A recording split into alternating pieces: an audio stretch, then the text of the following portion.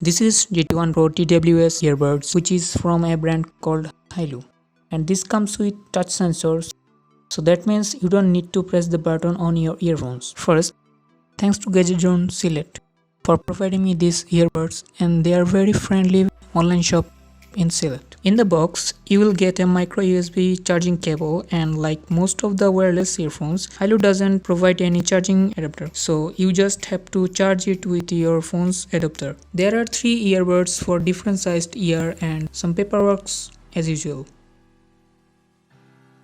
It has a matte black finish on it, which is pretty grippy.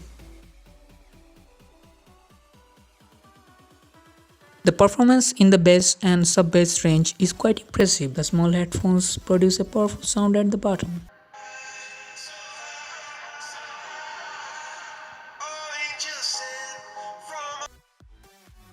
It is suitable for music and short calls only. In this price class, the operation via touch panel is rare to find, and the touch panel works surprisingly well. GT1 Pro uses Bluetooth 5.0.